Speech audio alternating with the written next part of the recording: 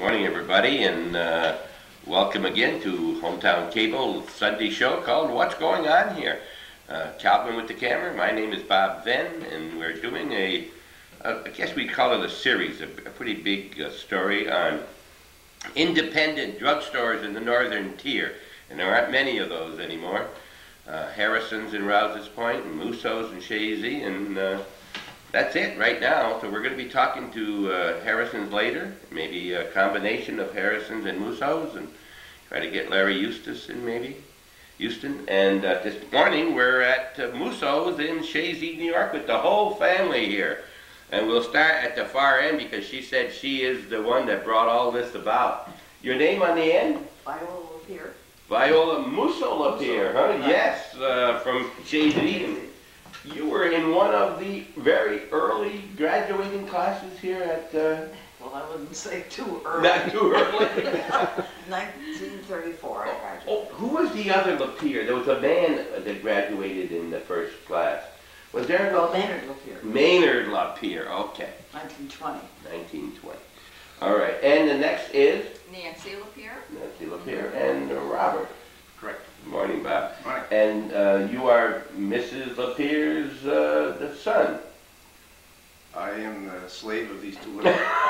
Yes, you are. You thought you were doing well when you left home, huh? Little did you know, this is the life sentence you got now.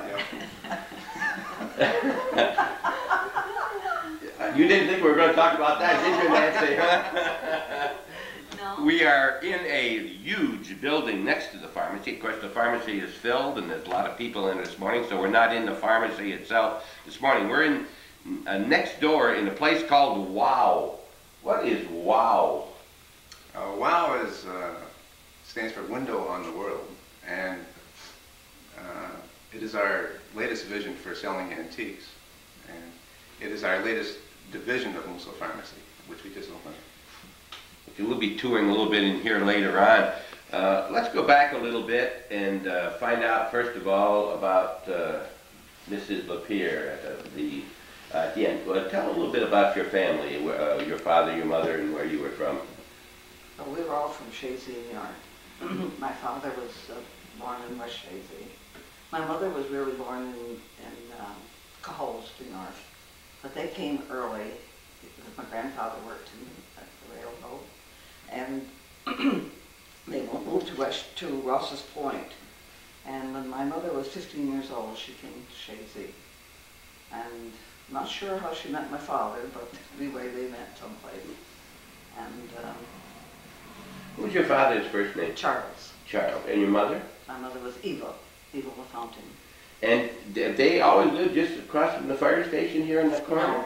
No. He worked at the minor farm for 38 years. Oh, he did? Yes. We lived down what they call Suckertown. The house is torn down now. Near Castine's big farm. Yes. Matter of fact, I was talking with Marie Gannett about Suckertown, and I always thought Suckertown was that little bridge on Stetson Road until she told me there's another, and I took a walk there last fall and found there's another bridge. I've got some pictures, I got a map, and later on I'm going to be talking about, we're going to do something on Suckertown, and I'll remember you at that time. You can tell us a little bit. There were several houses down that way. I heard there were maybe as many as 10 or 12. Yes, there must have been. And 3 factories. It's hard to believe, you know. And well, the factories were gone when I... Yeah, they were back there way back real early. Right. Yeah. And we'll find out why it's called Suckertown, too. Okay, so then how many in your family was... We're just 3. Right. My brother Russell, myself, and my brother Charles. He was the pharmacist. He was a pharmacist. He also was a former student at Champlain College with Bob Venn here. He and I used to ride down together in the morning. I'm a little more independent, like to come and go, but for a while we went back and forth, and we'd wait till the other one had to come home and so forth. And did he graduate from Champlain College? Did he finish there? Yes, I believe he did. He finished there and went on to be a pharmacist. So, went in the Navy first. Pardon? He went in the Navy. In the Navy. Okay. See, I went in the Navy before I went to college. All right. He went in the Navy, and then that's where he went. After he came out of the Navy, he went to pharmacy school in Philadelphia, Pennsylvania. Is he still a pharmacist? Oh, yes. He's Where retired. Where is he now? He's in Philadelphia. In Philadelphia, huh? Pennsylvania. He lived in Arizona for several years and in Texas. Now he's in Pennsylvania. That's the last I heard. He was out in the lower southwest. You know, they say, talk about how do you like it? He said, I'd rather be in Philadelphia. Well, he is in Philadelphia. Tell us about how this started. How did Mousseau's Pharmacy get started? Well, my brother came out of college, and he always had the idea that he would have a store of his own. I had the building. I was working out because my husband was ill. So we decided that we'd form a partnership and we would open a drugstore. So that's how we started in 1959. Mm-hmm. There was no drugstore here in Chazy. No. My husband had a little store before. He sold patent medicines and meat and that sort of thing. Was Hogue still in Champlain at the time? Hogue's Drug? At that time, yes. At that time when my husband had the store. Okay. But Hogue had been gone quite a few years when we had the drugstore. Wasn't anything in the area. Right, right. So you started in 59? Yes, That's 50? February of 59. Okay. I got out of school in 52. That's about when I came back into the area when I was working with Dun and Bradstreet, and I came back and started at Customs in 1959.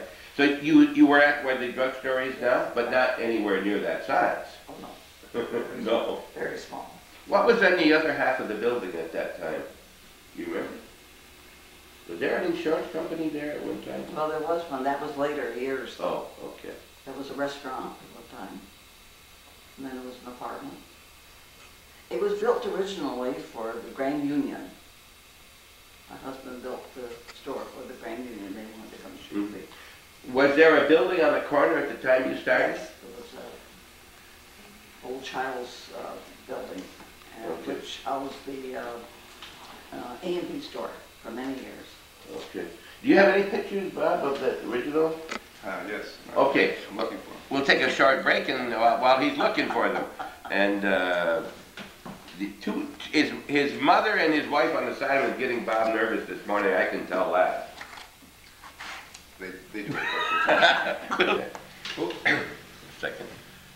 Okay, on the screen we have a picture of Main Street looking south. I'm going to call you Charlie. I know darn well I am, Bob.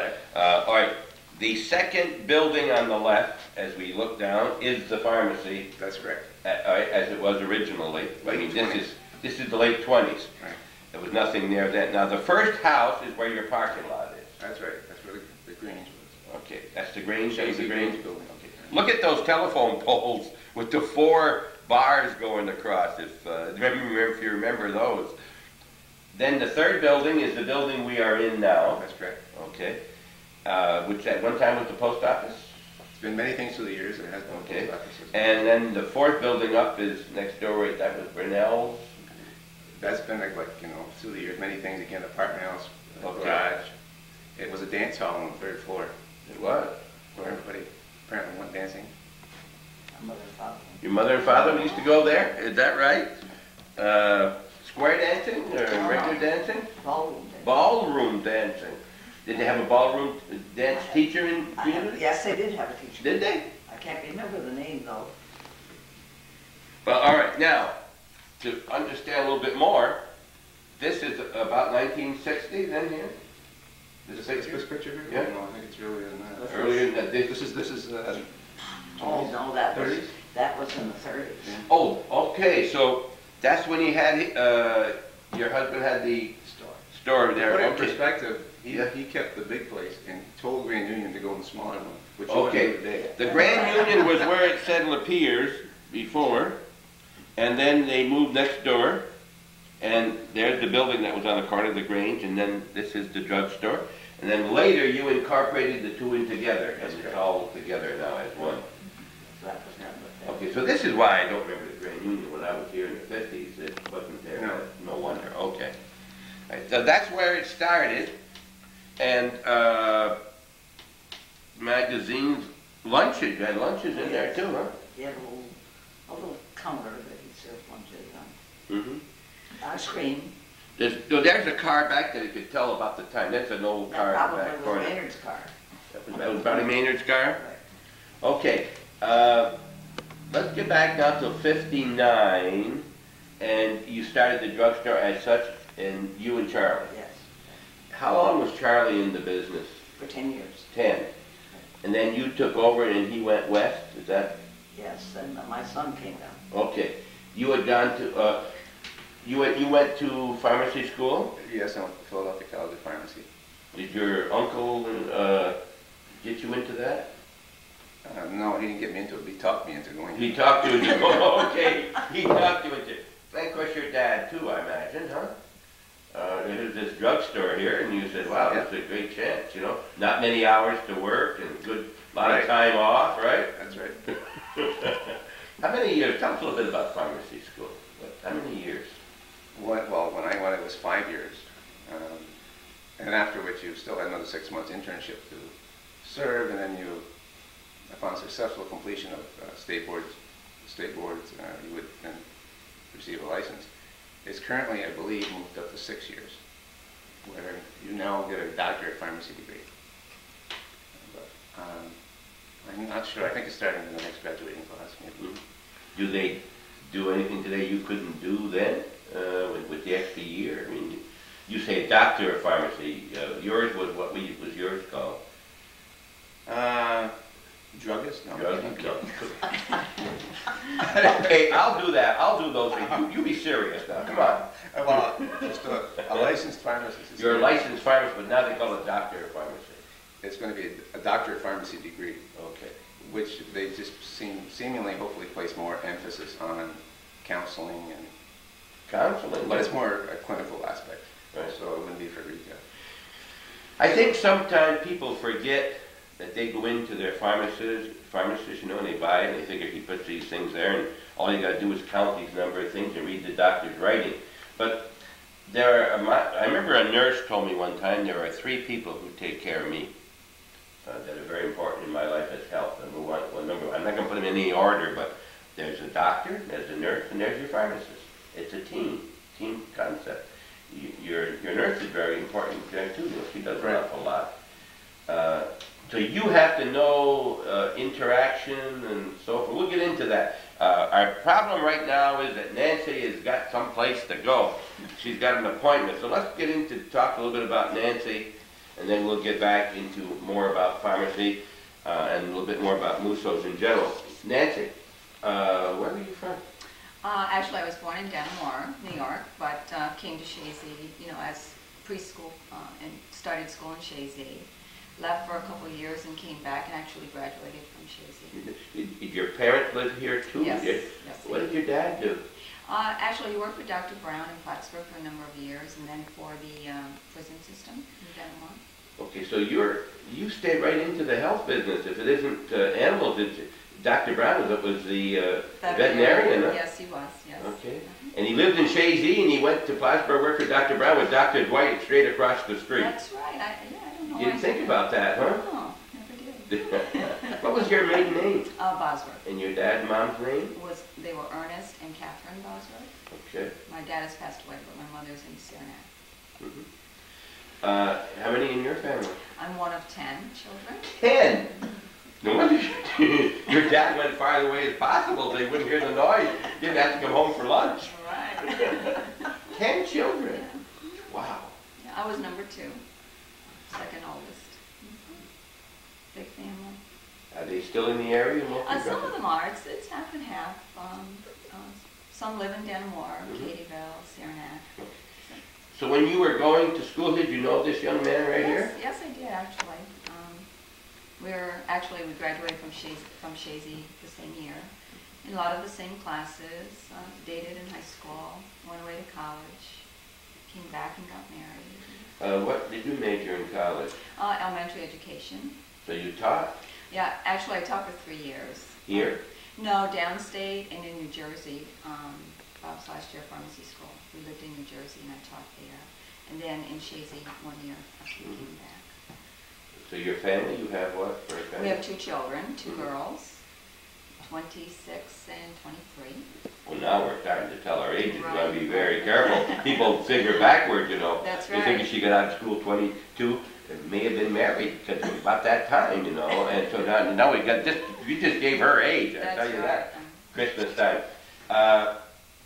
When did Bob came in, about 69, you say? Right, he graduated from college in 60, we were married in 67. Mm-hmm. He graduated from college in 68. Came back to work this summer here at the pharmacy, took his state boards, and it was actually February of 69 that we acquired Charles's house. Mm-hmm. So he had gone to Arizona, and Bob's mother Bob's mother and us ran the business since then. You're close to your mother-in-law in many ways. Yes, yes. Working and because she's a nice person too. Oh, sure. When you're on TV, you gotta say this. That's right, Now, what she is. We'll talk about you after you leave. You realize that, right? And you don't live too far. You live just around near the school here in town. Yep, across from the school, just past the phone company. So have you been working in the store long? Yes. Our first year back here, I taught for 1 year, and then did some clerking, but basically the bookwork. I've always, Viola did it for when we first started, but then she retired in 76, and I had slowly taken it on, and then when she retired, did the rest of it. The bookkeeping's changed a lot from 66 to now. Yes, it has. What you have to keep track of, huh? Oh yeah, there's a lot to it. And you know, the bigger you get, the more employees you have, the more there is to do, and that kind of thing. So are you a good professional at billing and collecting from insurance companies and so forth? Well, we work at it. I don't know. I guess since we're still here, we're doing it right. So, was it your idea or Bob's, that original loft over the drugstore for the antiques? Well, I think it was probably Bob's, you know, although we've always collected antiques. We like antiques. Probably joint, but maybe Bob's. Bob's idea originally. Okay. All right. Now we've found a little bit about antiques. Then we'll take another short break, and we'll get some more articles here. We're going to start hearing about Mousseau's drugs and in general. Thanks for tuning in to Hometown Cable. We try to cover a lot of different things happening in the North Country. The past month has been pretty well flood-oriented. Calvin's been very, very busy making the tapes, and for you out there who don't have your tapes yet, you're one of a lot who are waiting, and some have gone out, but it's a lot of hours, and his regular work hasn't stopped. So please be patient, and the memory is still there for the flood, and it was a tough time. Chazy didn't have that many problems with the flood, I don't think, at least in the hamlet here. We'll get back to that. Because we're talking antiques, old things, let's go back to that store back in '59. My understanding was that Maynard, your husband, and you ran a variety type store, and you had a few, you call them patent medicines, or like aspirins and things like that, but you were off camera, you mentioned you needed a license. At that point in time, there was a special permit you had to get from the state of New York. To sell aspirins. To sell that. Okay. And I think you mentioned, Viola, that there came a time when you're saying, hey, you know, people need prescriptions, and go ahead. You had to run around to get your prescriptions. That's right. And that's where my husband got the idea of perhaps it would be well to have a drugstore here. And he kind of, I think, helped to convince my brother. See, my brother wanted his own store, that it might be well, and we got the building. So. You got the building, you got some of the varieties in there. And he was too ill at the time to really have a business to take care of it. So, at the time you had Dr. Clark was here. And the nearest pharmacy was either Champlain, which wasn't very active, I don't think, in '59, I don't was it? think so. And then you had Elbridge in Rouse's Point. Yes, I think it was this Elbridge. I'm not sure if Holmes was still there. I don't think so. I think they had gone by then. So 2 years later than that, I believe, LeClaire's had a store similar to what my husband had in the Hogue building. Right. And so they wanted to sell, and they sell the contents, so that's when we purchased contents to move there. And soon after that, we had a pharmacy. Now, the Hogue building in Champlain is directly across from Bob's barber shop on Main Street. That red building on the, I never could figure out whether that's the south side. I guess it's the southeast side. And it's now into apartments. And Mr. Hogue had run a drugstore there for years, and previous to him, There were other people who ran a drugstore then. We've always had a drugstore. And now, when you start a drugstore, you're getting into a big investment, right? All those No, sort of. yes. drugs. Yeah. Now, did Charlie have to get an apprenticeship someplace before he came here? Did he have to Oh, go out yes. 6 months? Oh, yes, he worked. He did? He was a licensed pharmacist. He was? Before He he, had to be in order to open the store. He Okay. could not open unless he was licensed. All right. Now, tell me, I understand that when you have a drugstore, then or now, you can't be even open unless there's a licensed pharmacist in the building? that's correct. Is that right? Unless you somehow wall off the prescription area Mm-hmm. and have it approved by the state board So- of pharmacy that you have it done properly. So if Charles was sick one day, technically, and nobody was there, Yeah, the close. store would have to close. That's correct. Now, I know we've had that problem in Champlain with the chain stores where they said we can't open because we don't have a pharmacist today. We said, well, we won't get a drugstore. We'll just go up to the other items. You can't operate unless you say You walled can't- off. You can't sell a container of Band-Aids or rubber bands. You can't sell anything in the pharmacy unless the Can't sell pharmacist is pencils. present. Unless the pharmacist is there, you cannot open that door. So Charles worked long hours. Did you have more than one pharmacist? No, we just worked the whole hours, but we did not work on Sunday. We closed on You Sunday. closed on Sunday. With the delivery service, it worked out fine. Delivery. Did you have delivery right from the day one? Right. How far did you deliver? Well, Champlain, Ross's Point, Moore's Forks. Like Not that. right immediately, but Right. it gradually grew up through. How would you get the prescription to know what to deliver? If the person brought the prescription, he'd pick it up himself. What could you deliver? A repeat order or? You can deliver refills, Okay. and if the doctor's office was cooperating with us, the patient could arrange for us to stop by the doctor's office, pick up the prescription, bring it to the drugstore, fill it, and bring it to their home. Okay. When you have a drugstore, as they are, of course, today, the drugstores are branching out into a lot of other items too. Is that the main source of income, or your main backbone is the pharmacy part of it? It has been up until this point in time. Things are changing quite fast. Where we are primarily priced by the insurance companies, Yeah. and so it's kind of unique to operate a business where you don't decide the price you get for your product. Based on your overhead, they tell you what you're going to get. Okay, we'll get back into that. Let's get down until, say from 59 to 69, you were operating strictly in Chazy, Yes. and you delivered around the area. There was yourself, your husband, and Charlie working in the store? No, my husband wasn't working. He wasn't working at the time, okay. So the two of you worked. Did you have any other employees? I believe we had one. Oh, I was going to say, this young man growing up right here, you We did had some one. work over there. I used to be one of the original delivery people. Yes, he did. Was that a good paying job for you at the time, Rob? Pretty loud. Pretty loud. You got good food. They paid you in food. He got his meals. You got his meat. It was a chance to drive a And car. light clothing. A chance to drive and a place to sleep, right? And all your clothes washed and all that. That's about what we got out of it. You think back in those days that they were happy days, so we think back. Oh, yeah. You know, Absolutely. we don't realize at the time, I heard the other night on TV, say we're always looking for, when this happened, when my kids come, I'll be happy. Then they grow up, and when they get to high school, I'll be happy. When they're out of weight, they'll be happy. And you know, Work that way. no, it don't work that way. Find your happiness where each time as you go. But the family is what, the family union is what makes Right. the, Did you have any other children besides Bob? this one's son, What? older. Okay. And he wasn't interested in the pharmacy end of it at all? No. Not at all. Like your two daughters. Right. They aren't interested in it. They ran fast. Right. So there came a time you decided you're going to branch out into Champlain and make another store in Champlain? What was it, in 62 that we started in Champlain, likely? Something like that. Probably. 62? Yes. Okay. We haven't when they- been here too long. Oh, that wasn't too long then after it opened, 3 No, years or so. right. Oh, it was in that period. Okay. So you went to Champlain and you mentioned there were 5 different locations in Champlain? We bounced around Champlain quite a bit, with between stores not being properly sized for what we needed, or else tragedies striking as in fires. Got a pharmacy in Champlain that burned.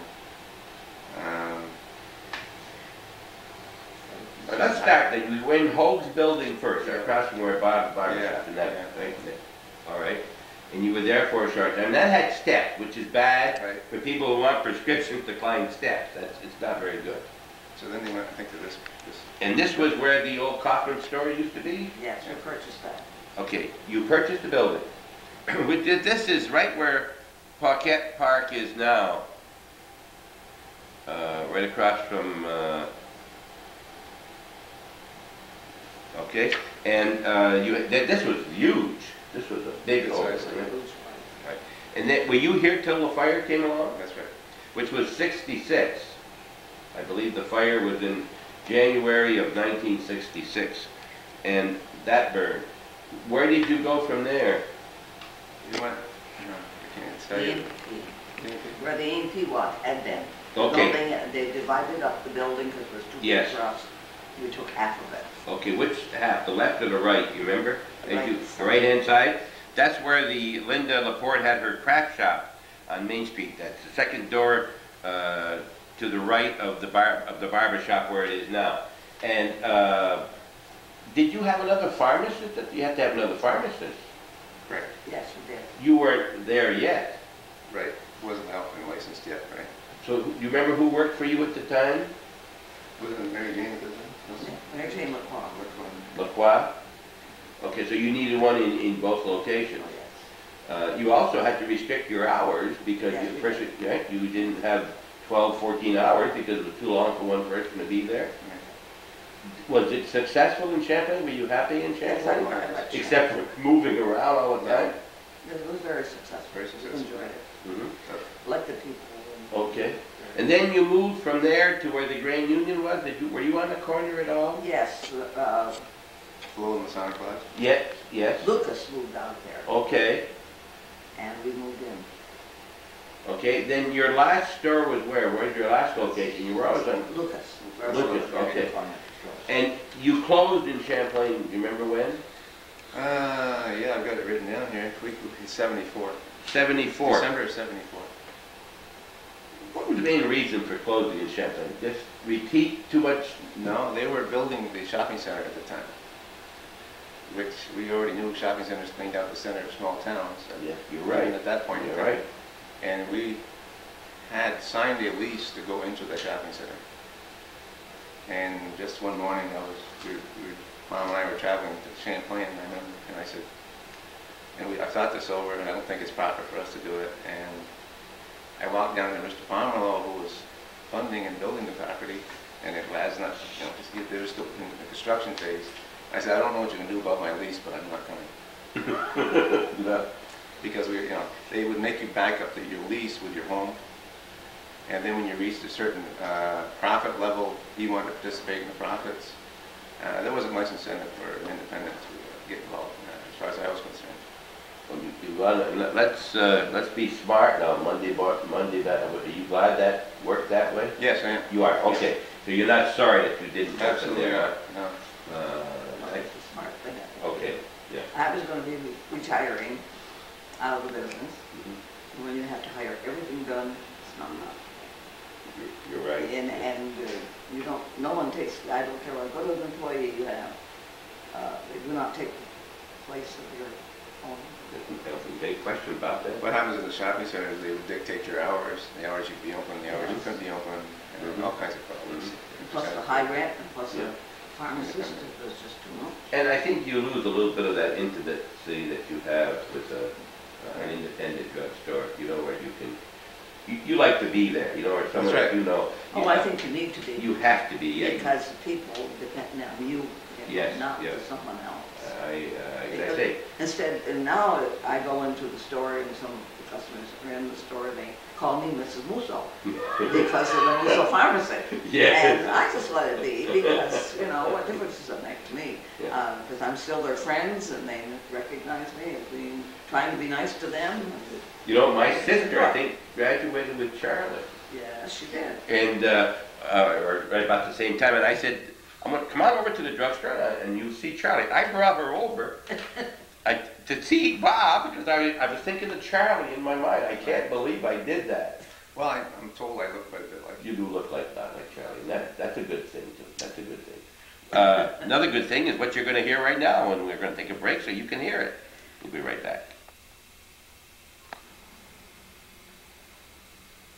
Looking at some notes that Bob has here. Rouse's Point. You opened the store in Rouse. How quick we forget. How'd you open in Rouse's Point? What brought that about?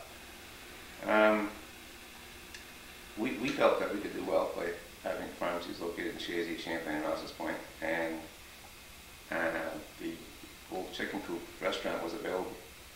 And in fact, the people operating it was Steve and Irene Lovely, and Irene worked for us, so we were familiar with the building. And in the summer of '71, we pretty much spent the spring and the summer rehabbing the place to make it into a pharmacy, and opened her in late summer, I guess, of '71, and got a phone call in December, sometime in December, that the pharmacy was on fire, and we got to Cooperville, middle of the night, we could see the glow in the sky, and that was the end of the pharmacy at this point. You've had some nature and accidents giving you a lot of problems. That was located right in the corner of Washington Avenue, across from where Harrison's is now. Right? If you have two pharmacies in a town, are they on a friendly basis generally, or does the other person feel like you're imposing? Do you cooperate where you exchange the things if someone is short? Back in those days, I think it was considered, we were moving in somebody else's territory. Today, it's, always been very friendly with everybody that we've been in competition with. Today, your biggest problem, I think, as an independent, is the chains that come in. Of course, I guess they're controlled in price too, like you say. Huh? Well, chains aren't the biggest problem because they kind of take care of themselves. They come and go. Like you've seen in Champlain, the big ads on the newspapers saying, here comes your new friend to town, and your new friend leaves about a year later. We've been around for over 30 years, and so we don't have to remind people that we are their friend, first of all, and they know we're still going to be around. But the biggest problem we have today, I think, is mail order, where people are just told that they will get their drugs by mail order. All right, I suppose that's a good time to bring this up right now. For instance, I'm on a federal plan. We're going to get into that when we get to Well, that's where we're going to get in when we get the two of you together. Okay. We'll be talking with Harrison and yourself together about that problem. That is a problem. All right. So after your fire, you just said that's it. You're not going to start it up in Rouse's Point again. Yeah, we were kind of beat. Oh, I'm sure. I did most of the work myself in revamping the building, and Steve Lovely helped me. And we were kind of like down in the spirits at that point in time. So we backtracked back to Champlain, just operating Champlain and Chazy, until the decision was made in '74 to close Champlain altogether because of the shopping center coming. Do you find you'd get a lot more business when you have a store in Champlain rather than delivered from Chazy? Makes a big difference, huh? You may get a lot more walk-in traffic. More walk-in, We have a large delivery business. You still have a large delivery, huh? Right, we have 3 vehicles go out every day. We cover 400 square miles. 3 different vehicles? 3 different vehicles. We have 4 delivery vehicles, but one is a truck used for home health care, appliances and things like this. So it doesn't necessarily go every day, but the other 3 vehicles go every day. 3 different drivers. And we cover from here, from Lake Champlain up into the Ellenbergs, close to Lime Mountain actually, and from the Champlain border into Plattsburgh. The nearest pharmacy west, there's nothing to There's hit nothing. Malone. When you leave Champlain, I don't believe there's anything to hit the Malone. Right. And south until you get Plattsburgh. Right. And that's about it. Between the Canadian border and the lake, you've got 2 sides pretty well blocked off. Huh? Right. Can you sell anything into Canada? No. It's not like the flowers coming down here or up in north. No, something like can't that. do that. Can't do anything. How many employees do you have now? We have currently 15. In the one store? That's correct. And here too, you're talking about the Altogether. division? Yes. Wow, you still active? No, No? Like to get over to the store though? I do. I know every day, in fact. Do you have a tendency to say, how come you don't put this here instead of Oh, there? well, it's hard to keep quiet. It's like a backseat driver. Like, you can't shut an old lady up. Because you know you're right? Because you know that you get the right I idea. try not to think that I'm right, because it's a different ball game entirely now. Yes, You it know. sure is different now. Yeah. Merchandising is a lot different, Mhm. and younger customers are different. I mean, it's changing society. It's been good to you though? They're very, very good. 30 years, huh? Chance to meet a lot of people? I've met a lot of people, very nice people. Yeah. You satisfied with Chazy, New York? Oh, yeah. Rather than Philadelphia or somewhere? Oh, yeah. You don't want no fire enough. I always said the best thing for Philadelphia was a detour center. Although I like to go visit. Does your uncle come very often? Does Charlie come very often? He was here this past summer. Was it? Yes, he hadn't moved to Philadelphia yet, though. He was still in Texas, but now he's in Philadelphia. What brought him to Philadelphia? Well, is his wife? His wife has a daughter, Okay, and that's she what, has a stepson okay, who lives there. that's what brings you to Philadelphia. You have to have a lot. Charlie is retired, and he's going to work, substituting or whatever. Charlie must be about 67, 66? Yes, he is. That's about in that age, huh? He'll be 67. Okay. All right, so when you pulled your horns in from Champlain and from Rouse's Point because of the players, Right. how did you change your operation? Is that when you expanded into your new section? Right, originally it was 3 buildings there. It was the original main building, the little building where you saw the Grand Union, and then there was a building in the back which was originally apartments. And we combined the 3 buildings into one. And currently, both the upstairs and the downstairs, I mean the total building is maxed right out as far as space and use. Upstairs, what do you do upstairs? Upstairs is our warehouse. Warehouse for the farmers? That's correct. And all your things. It's huge up there too. Remember when you had your, at one time you decided you're going to go into other than, and you had a place called the Attic. It wasn't really an attic, but it was The antique lot. antique loft. There we go, antique loft. Right. Worked out pretty well. Oh yeah, and it was a lot of fun. Yeah, I really enjoyed antiques. Did you find that you'd rather be up there than down behind the? Sometimes. Sometimes, huh? Yeah. Very handy sometimes. Yeah, you don't. The pressure on a pharmacist has got to be very, very heavy. It is. Is it? Yes. I'm guessing there, but because remember, if you give the wrong thing, someone can get very, very ill or die, right? Right. And it's possible that because interaction now, is that done by computer today, the interaction, or is that something you still have in your head? It's impossible to do it in your head. You can think of the major drug interactions maybe, or someone's that you can key on. It's impossible to do in your head, so we've always maintained or been computerized and maintained the capability for checking for drug interactions. However, as we'll cover another time, Okay. it's impossible to cover drug interactions for people when they're getting some of the drugs from the mail. Like I don't know what they're getting. They're getting some drugs from the doctor, from another. You're getting them from many different places. All right, that's going to be another another story. All right, well, you ever see young Bob Lapeer? Look, there's young Bob Lapeer, and another guy that you may have seen once in a while too. What's his name? Jerry Barkman. Jerry Bar. How long has he been working for you? He's come the whole distance. Is that right? That's right. He's been with us Before he was graduated. before he graduated from pharmacy school. Barco's got to be from more Forest. Right. Got to be, yes. So he's been here all that time. Yep. This is an 83 ad. That's already 13 years. All right, we'll take another break. And all these papers, we're not going to show you every one of these, but there's so much here. And then we'll come back and talk a little bit more about the attic, maybe, and where where you are at Mousseau's right today. Okay.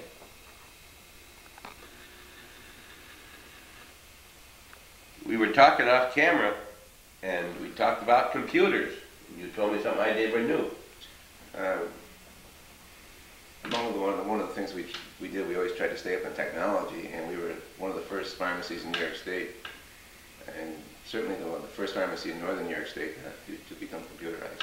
You don't remember what year that was? It's about 1976. Here is your first computer, Correct. and this is all the mainframe, or what do you call it out here? This is the whole computer. which was 64K. 64K. That means that today, that little hand, I bought one recently, the little hand thing you put in your hand that keeps track of my telephone numbers and appointments, and I think I paid $49.95. It's 128K. Right. Like a little calculator can do that today. But it's really kept shrinking and shrinking and shrinking. How many different computers, systems have you had over the years? Oh, quite a few. We currently have 8 we use. 8 what? 8 different computers. 8 different computers? Right. They're all personal computers now. Right. All right, now, to give you an idea of this one diskette, and as he said, it took an 8-inch square, 8 1/4. This diskette would hold all those files. Now a CD today can hold a couple encyclopedias, right? A whole library. Yeah, a whole library on a little CD. And it's changing, it's changing. People, here's a diskette going in, and Right. who is this, you said? It's Priscilla Lauren. All right, She used to work for us. there is the diskette going in. You get a little bit of glare here, it's because I'm not, it's very difficult, these are shiny pictures. And another employee. At that time, it was Donna Gravel, Donna Duchamp Gravel. Uh-huh. So you... She's Gravel now. Pardon? She's Gravel now. She's Gravel now. Have you Works hired... Works at the medical center. Medical center now? Okay. Have you hired a lot of people, either from school or during the summers, and help put them through school? Yes. Huh? We have, well, I don't know the exact count through the years. If somebody came on board maybe in June and left us before in October or something like that, I don't have a count on all those people, but we're approximately so far around 67 employees that we've had encountered through the years. Yeah, they need to go to school in Plattsburgh and work for you while they're in. We have one right now. You do. I've said this so many times, and when I'm in Chazy, I have to mention it again. I'm in Chazy. I would never have been able to finish college at Champlain College in Plattsburgh had it not been for Dr. Dwight and Neva, Harry and Mrs. Never, and Arthur and Catherine Jarvis, who gave me a few hours of employment, ran an account for me till I got my check, and Sam and Janine Rice. Those 4 people helped me an awful lot through college. They didn't give me any just a few hours, kept me going, gave me enough encouragement.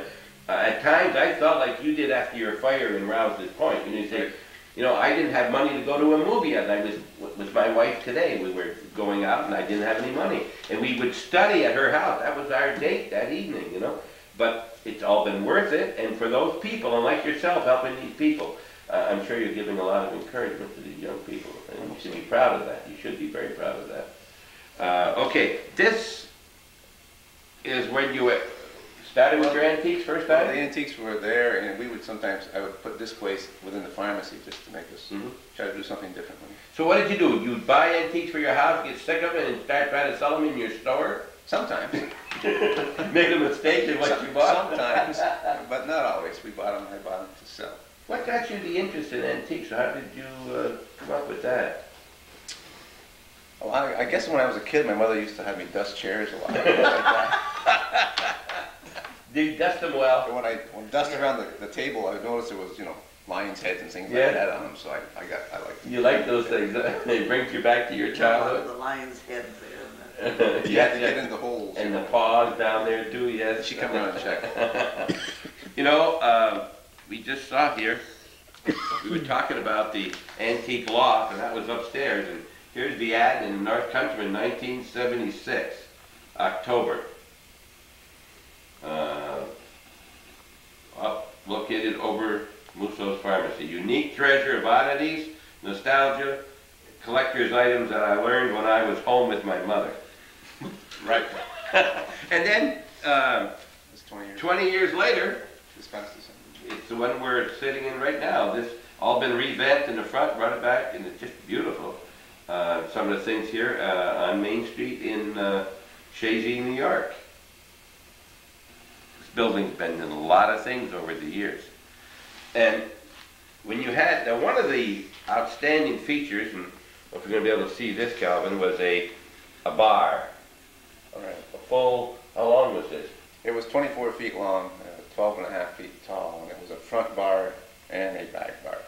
And where did this come from? It came originally from Rouse's Point. It was located on State Street, and it was owned by the Laundry family. And the story I have back in 1910 about when Prohibition was gearing up, they forced them to close the bar, and it was taken down and put in storage, and where it remained for a number of years until and then you bought it and brought it here. Right. And then when you closed upstairs, you sold it. You sold it. I sold this, and it's currently down in Palm Beach, Florida. Is that right? Right. Very active in the Being bar. used, right? But I've never visited it since it's been down there. My wife won't let me go. Your wife won't let you go. All right. Before you put the bar upstairs, it looked like this. It was very quaint up there. There was nothing on the wall, nothing. No. You had a lot of space. These two buildings take a lot of space. You got a lot of room in both of these buildings. This is a huge building here. This one is about twice the size of that. Is that right? Yeah. So you're gradually moving up the street to own this whole side of the street? No, I'd like to stop right here. You think you're going to stop here? Yeah. All right. Let's talk about Mousseau's right today. Where are we right today? Today you got everything in that one building as far as the pharmacy, and over here you've got your a pharmacy in variety and the normal other things.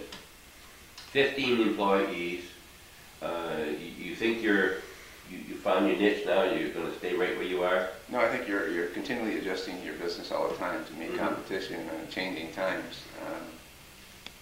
Our idea of making this a division of the pharmacy was that because we do have a gift department that we then developed in the front part of the pharmacy to again expand our mix of products that we're selling as the insurance companies gradually chew up the back. And so we have the modern gifts in the front of the pharmacy, and we have the antique gifts in this building over here. But it truly is a division of Mousseau Pharmacy. All right. In the pharmacy itself, how many people do you have dispensing drugs? There's two pharmacists, Jerry Barcombe and myself. Okay. So one or the other has to be there. What are your hours now?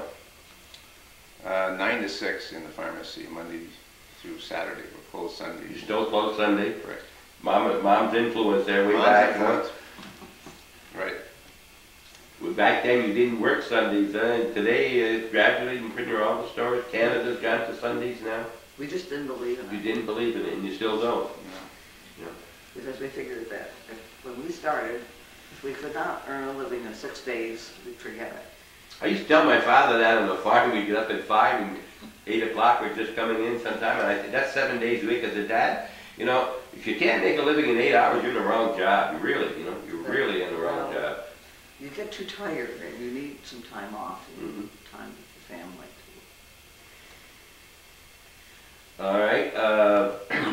What's the latest thing over next door? What's the latest thing you have done, or anything new in the works?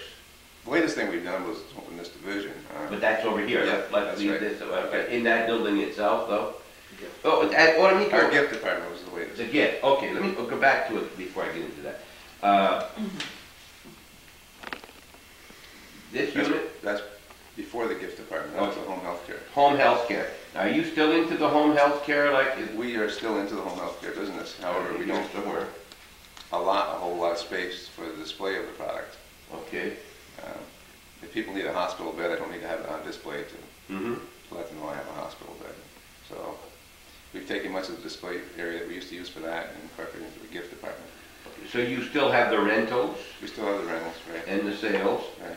of those, and they're kept upstairs now mainly? Right. Okay. How long did that operate as such, where you had them downstairs on display? Probably about 5 years. 5 years? Yeah. In 1988, we maybe did that. All right. Anything you can think of, Calvin, as far as the pharmacy itself over there? No, we'll have to go over and We'll take a see for peek at ourselves. what you got over there. All right, we'll take a break, and we're going to come over and learn more about WOW, W-O-W, and Calvin claims it's Woodman of the world. You claim it's Windows on the world. It's a window on the web. window on the world, and I just claim it just wow.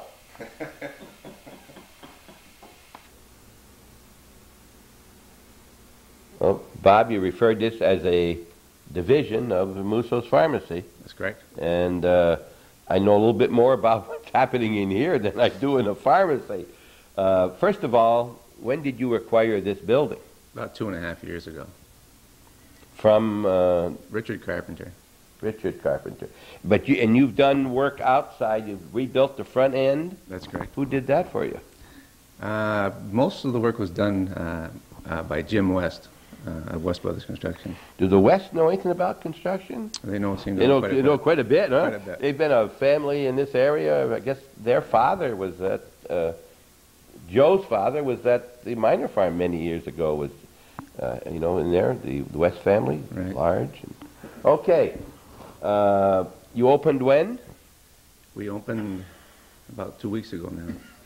How do you acquire all this in 2 weeks? You don't. How long have you been accumulating what you got in right here now? Over 20 years. Over 20 years. Yes. Do you have anything you bought 20 years ago still hasn't sold?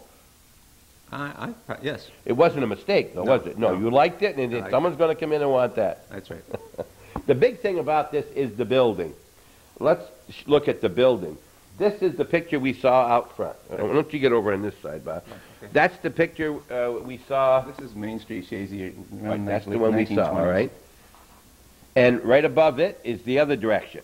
Right, and this, interestingly enough, is the picture that where we got the idea to revamp the front of the building now. Okay. And Jim West would use this picture and study it to redesign the front for us, and to make even the railing matches the rest of the railings on the building, which he put together for us. Now, do you know about when that was? That's probably back in the... This is probably, I'm guessing, about 1910, maybe. Okay. You'll notice the house across the street right here later became the store, and it's where Dumars is today. Right. That's right. This is the That's the old Grange. the old Grange, and so the other pharmacy is in The between. pharmacy wasn't built at that Wasn't time. at that time. Right. This is the bridge, and just across on the left, where is that picture? I thought I saw a picture here. Well, I guess that was the Chazy, was it called the Chazy House or something? Right over here, a hotel. Where the bank is. Right where the bank is, and right here is Bob Nevert's house, the white one. Right. That's what you're looking at. This is a front view. This is a later view of the same building when apparently the original front probably rotted off and stuff, and a gentleman by the name of Fairbanks had Fairbanks' store here, and he used cement, a combination of cement and wood, to redo the front at that point in time. Was the back a residence, or was that part of the store too? Do you know? The back was always apartments. Apartments. Four apartments in the back. And they're all gone now. That's correct. Okay. This is a real old... That's about 1890, and that shows this place, and of course the pharmacy isn't there, neither are the buildings around it. Uh-huh. Right. Why did you pick these up, by the way? Marie Gannett, who was a Chazy historian, helped us to locate the photos to make these reproduction pictures from. And there's a unique experience. If you haven't been into her office, there on Main Street in the old Methodist church, to see the historian's office, that's a delight. You should go in there and talk with her. She's there usually practically every morning until 12 o'clock. They aren't open in the afternoon, although the records are there if you make an appointment, I guess. Okay, how many square feet? People always talk about square feet. Do you know any? You have it figured? Altogether, the building has about 6,000 square feet available. Yes. But I'm only using one floor currently. Using one floor now. Okay, when you come in, tell us a little bit about an antique store. Is it antiques and collectibles both? That's correct. Okay. Antiques and collectibles. First of all, let's take the fixtures. You've got a lot of big cases here. Were these ever in your drugstore? Some were when I would set up a display of antiques downstairs. Yes. But they weren't part of the... No, never. Never part of the original drugstore. These were cases I would pick up in various businesses going out of business or... From the area or away? Both, in and out of the area, correct. Before your mom left, she said something about when you were when you're on vacation, you go out and you look at it for antiques. Is that what? That's correct. That's it? That's what we like to do, yes. How do you get a case like this when you're down in Cobleskill, New York or something? How do you get that home? Well, I guess you'd come home, get the truck, and go back and pick it up. You got your own truck. Yeah. All right. This is all one case here? Well, that's two double? cases. That's just one case. One on the top and one on the bottom? Right, correct, yeah. That's old. The large case in the bottom is an old cigar humidor. It would be just a case to display cigars in originally. In that? Yeah. That's correct. Was that from Plattsburgh? No. Levy's, you know, for many years was into that cigar I business. see, yes. So, have you? I got the impression you divide you've got about 6, 7 rooms down here. There's another 8 rooms beyond this. 8 rooms. So there's 9 rooms, and you kind of room for each kind of antique. You divide them up some way. Yeah, we try to keep similar things together. It's a little difficult to do, but we do our best we can. Mm-hmm. This over here, by the way, is a bathtub. Right. That's a brass. Is that brass or is that tin? It's tin. It's tin. It's a type that would been used in maybe in New York City apartments back in the 1850s. Mm-hmm. And if you'll notice, this flat part back here, where you sat, you put your feet down inside. Right. It's very unique. Since you carried in the water, you didn't mind that you didn't use much water. No. Right. This don't belong there, by the way. Pump, they didn't have the pump. No. You've got to come in to appreciate, and you know we can't possibly. Just going to give you an idea of some of the things. It's like this health related. Some are. Some are. Some I have some medical collectibles. I have like down here are some old quack medical devices that people used to buy through mail order. Yeah. Back in the 20s. Some more there too. Yeah. Yeah. And I just kind of enjoy that collecting of those course. kinds of things. And they're very interesting because people ended up placing a probe in any orifice of their body and plugging it into the wall. Yeah. with fantastic claims of curing everything. So it's amazing that people would do that. All kinds of little. Now everything is price on everything. Everything is not for sale, but we have because we like to put certain things on display, like our Civil War stove, and things like that. But so we make sure there's a ticket on it so people will know whether it's for sale or not. But if anything that is for sale has a price on it. Right, correct. So you don't say, well, what's the price on this, and have to ask for everything. That's okay. right. You can come in and browse, and you welcome browsers as well as buyers because browsers become buyers. Yeah, and I'm also a big nostalgia nut, and I love just talking to people about everything. And it keeps you away from behind the pharmacy. And right, I can hide over here. Right, that's correct. Do you have separate employees that work here? Not necessarily. It's because we've only started for 2 weeks. There's been 2 or 3 of us primarily handling it initially, but we have the same computer system.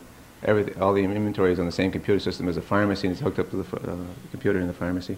What's your hours or do you have special hours yet? Or up until the end of the holidays, we're open here 10 to 5, and on Sundays 10 to 4, and then we're opening 2 evenings, Monday and Friday evenings.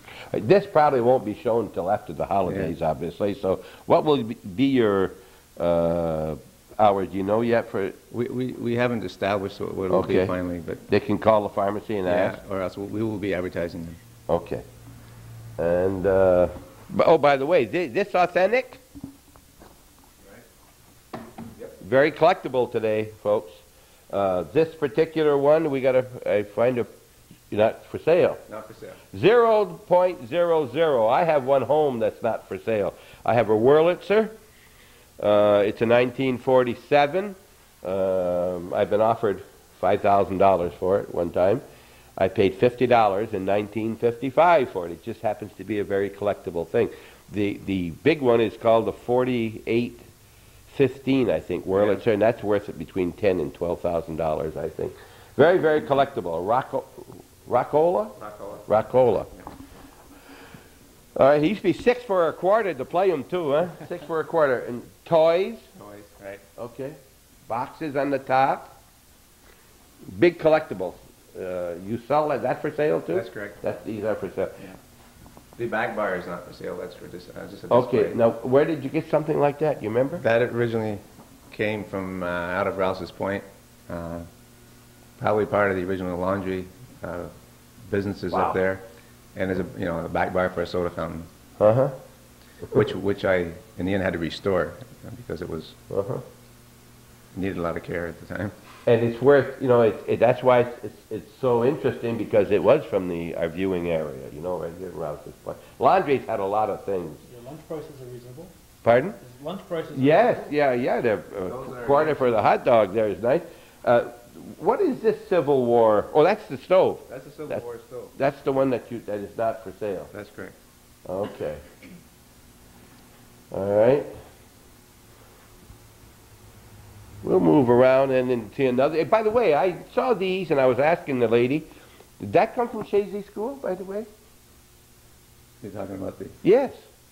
I've been asked that before. No, not to my knowledge. They came. I have a couple. They're much smaller than that. Remember using those in the school? Did you use them when you were there? I guess in exercising they would. Yes, they had. Oh, they had about, I don't know how many. They had piles of them, and I bought some at the auction. And mine are much smaller than that. But I'm wondering if they had ever come from the Chazy. You have anything from the Chazy School in here? Other than I personally own some pictures and things, no. No? We just have the Chazy post office over there. Which Yeah. is, Oh, that's it. Let's look at that. Let's just look at that before we go in the other You got room. one of the students from Chazy School. You got one of the students? Yeah. Yes. But And the minor college too. Minor college? Were you at minor college too? Right. Well, how does he know that? How does Calvin know that? He kept an eye on me, I guess. He kept yeah. Now tell us about this post office. This was the post office used. I know it was used in about 1910 in Chazy, and back then it was just simply a fixture like that. So you hear several stories about the post office being located in one building or another, but it was easy to move it around because simply move that fixture, set it on top of a counter, and you're back in business. Yeah.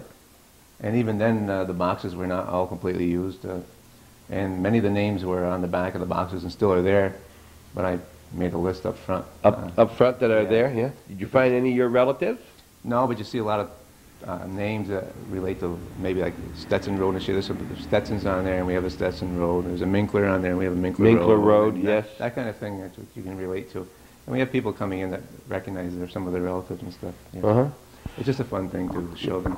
This the other day I was in here, I was looking at this display on the counter here, and I was mentioning to the lady here that is not plastic, and I could not think of the name.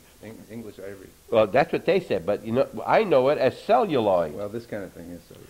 This is not celluloid. Oh, this is the celluloid. Because I have got some of these at home, and these are celluloid. that's all celluloid. Yeah. Okay. This celluloid here this too. Kind of thing, maybe just not. Okay. Celluloid was before plastic. It was a type of plastic, but it was known as celluloid, and it cracked very easily. And they had they had the mirror, the comb, and the brush on everybody's dresser.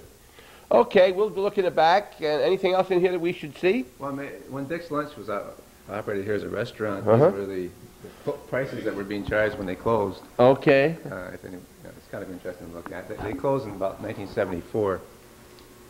So homemade pie is $25.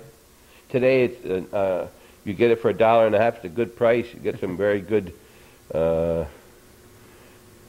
size too. They talk about homemade pies. There's a couple of places here with very good homemade pies. We think of the Homestead and Guma's in West Chazy. If you want to have some good pie, try those two places. Of course, Guy's ice cream was a local ice cream. Yes, in Plattsburgh. Yep. Yep. And that's all gone now, huh? Yes, it is. That's gone. So we just have them on display. There's the bar, right? There's the bar that was in the antique loft. We showed you a small picture. There it is here. And don't forget, when you bring your children, unattended children will be sold as slaves.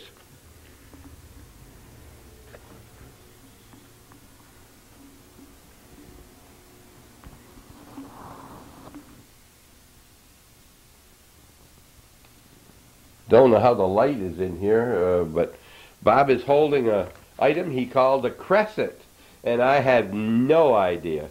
What's a crescent? Well, a crescent is when you forgot your flashlight. I simply put a burning log in here and held it out for light, whether it be on a street lamp post or maybe in the front of a boat or whatever. It's just very early hand-forged instrument for light. So we're talking a few years ago. I guess so. I've never seen that. And here's an article on this crescent. Never have seen one of those. Yeah. No. And this is fire related in here. You got the toasters, Yeah. and another stove, and a andiron, and a place for your logs and other items. Skis don't belong there with them, but they're here. This is a bed warmer. That's right. This is a bed warmer. You put coals in this, correct? Right. You make your coals, lift this up, put coals in it. Then you'd go in your bed, and it would lift the covers and just go around and warm up the blankets. Get the dampness up. Yeah. Remember, it wasn't very warm in some of those houses where the air was coming in upstairs. You know, this is very collectible type things today. The old tires. Here's your thing on the crescent. These aren't quite so old, I guess. Here. No. Just collectible. Collectibles again. Is that a horn? That's a horn to an old phonograph. Mhm. Right. Right. And this is one of the 8 other rooms. There's a ramp here. No stairs there. Oh, this is interesting. I got a pair of these hung up in the basement downstairs, and it's interesting to ask people to know what that is. Used to heat these over a lamp. Right. And then they put it to curl their hair. They made waves in their hair. That was and they just pleat their hair with that. This room, this is beautiful. It's a Victorian side-by-side. Yep. A writing desk here that's interesting, and toys. There's some big difference between this and today of the Right. computer games, huh? Absolutely, right. We have a baseball game, a hockey game, Yep. and a machine gun. Okay. Yep. I don't have them currently hooked up and operating, but they are operable. Mm-hmm. And hope to have them soon. This is where we were sitting earlier when we were talking. The big signs here. Do you remember where the public school sign's from? Yes, I do. That was the roadside sign for the original Chazy school before Mariner built. You mean the one on Main Street here? The one where he built Grey Gables. over the top Yeah. of it. Right. Is that right? And I'm looking for a picture just with it didn't authenticate, but I know for sure. I'm A picture of the sign, you mean? with the sign in it. Did you look in the history of Chazy? I haven't had time. Yeah, yes, I have. Yeah. It isn't in there, didn't because see that it. was a more recent picture, I think. That's after he made the edition, Yeah. when that came out. A child's desk. Very nice. Let's hear the story on this. You mentioned before. Want to come over here where you can... Okay. All right, tell us about this now. Well, it's a railroad baggage cart, and I can remember in Plattsburgh or even Chazy or anywhere there was a railroad in Rouse's Point, hand-drawn cart for loading baggage. It was resurrected by Dick West, a friend of mine, who redid the deck for me in the new oak. About 20 years ago, he did this, and we have it. On That's display. one heavy thing. That is very heavy, very heavy. Yep. Steel-rimmed wheels, and as you say, you would load your baggage and then bring it up next to the track where they would unload onto the trains. Again, you've got an assortment of tools, things on here. This is interesting. Tell us what this is. Use a Model T Fords. What they call a magneto. Right. And we just have them out for sale. Some people shine them up. I have an interesting thing over here which you may find. You can stay where you are. Okay. If I hold it up right, maybe it'll work. Maybe it won't. This says the Chazy Marble Company on the bottom. Oh, okay. The Chazy Marble Company. Yeah, interesting. And what it is a Chazy marble and limestone in 1860, where the lime kiln was up here. And it's an old barrel that became a favorite of mine because it came from there. Oh, yes. You ought to store it upside down. You ought to show it upside Should down. show it upside down. Upside down, of course.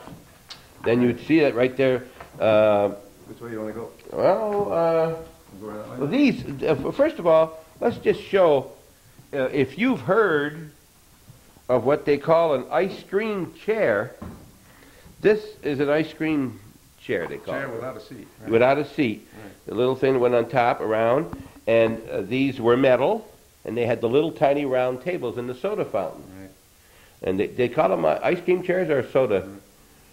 Ice cream Ice chairs, cream what I chairs, know them. Yeah, That's right. what I In know fact, them as. Over Yeah. in the pharmacy, if we get over there, I can show you the salesman sample for selling these. Is that right? You have that? Yes. Yeah. Okay, let's just take a walk down through here then. This was a pantry, I guess, at one time? Yep, right. We're walking through a pantry. Uh, We just use the shelving for globes, globes and whatever. little ink bottles. Bottles and things, right? And my girlfriend here. Oh yes, your girlfriend right here. This is his girlfriend on the side. That's from the WACS, WACS, Women's Army Corps something. Take it easy on me, right? Native, now that's not from your area. No, just through the years I've collected them. Mhm. This room is kind of like going to be eventually all military. All right, now this is kitchen. This is the pantry for a kitchen. Right, but I mean, this is your items in here. You have some bells. Hand irons and things like that. Cowbells. My wife. They work better if you take your hand off of it. They work great at soccer games when you have your. Yes. Yeah. My wife used to always take a bunch of cowbells, and she and her friends would go over and urge the kids on with the cowbells. That's a check writer. I've got one of those. That's a very unusual check writer. I've got one of those in my building next door. I bought it just because it was unusual. Yeah, that's I've right. never tried to use Looks it. like a little locomotive. Yep, doesn't it? Yes. I don't know if mine is quite that big. It looks, mine might be just a hair smaller. Now this is unusual. Yeah. That's like this is more complete. This is a piano. Now what is this? They're called a piano lamp. Piano lamp. Yeah, and they just Oh, there's another one. large base so they wouldn't tip over. Mhm. And oil lamp. This one here happens to be a pewter font on it, Uh-huh. but used in the early 1800s. That's a primitive yarn winder. Yeah. Get away from your wall there. And your yarn went around. Yep. Real primitive. And some war mementos. Correct. World War I, World War II. Yep. Some Civil War, although I don't have it on display here currently. Didn't buy that from the owner. No. Now, listen, that is one heavy thing. Huh? Yes, they are. That is very heavy. Didn't help him, though. No, it didn't help him at all. Not a bit. No. All right. We move into... this is not a blanket rack, but towel rack, is it? Blanket rack. Blanket rack. All right, here we got trunks and different storage items, a lot of picture frames. This is a butter worker. Any of these pictures local? No. No? I could have given you a story, but I hesitated too long. Okay. This is the butter worker where you put the, and run it back and forth. Right. Get the buttermilk out. Grain out the end. Yep. This is a commercial-sized butter churn, probably about 40 gallon. That's nice. Take 2 men to turn it. So you turn out, put a batch of butter. I guess that's got to be heavy, huh? That. Yeah, yeah. Okay, now this is always this is the men's section here. Male-oriented here. Now all kinds of tools, domestic as well as for the farm, etc. We'll take a small break right here and be right back. You're watching Hometown Cable. Program's called What's Going On Here. I'm Bob Venn. That's Calvin Castine. This is Bob Lapeer. I nearly said Mousseau.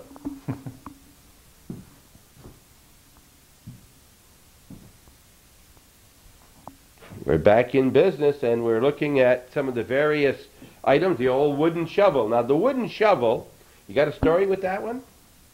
I could make one up. Well, okay, that's a snow shovel? It could be.